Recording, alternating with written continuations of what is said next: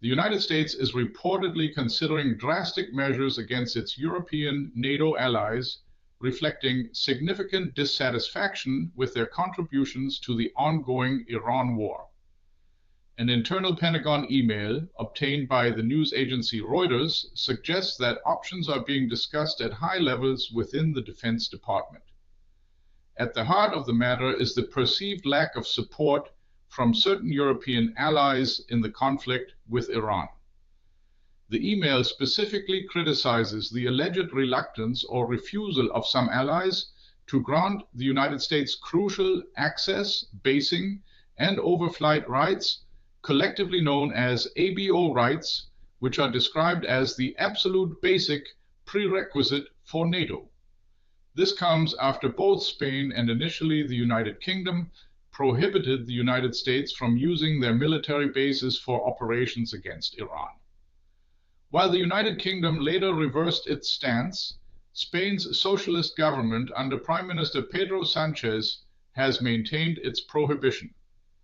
Among the options being weighed is the exclusion of what are termed difficult countries from important or prestigious positions within NATO.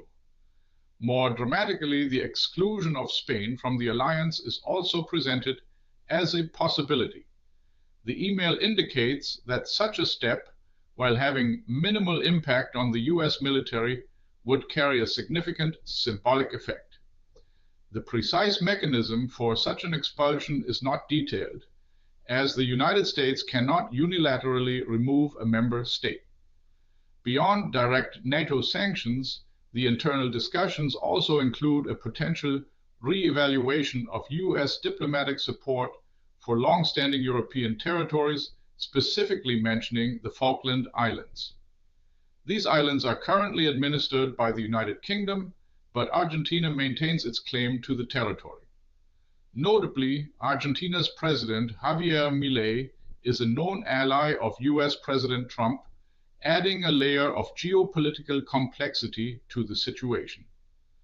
Kingsley Wilson, a press spokesperson for the Pentagon, did not deny the contents of the email.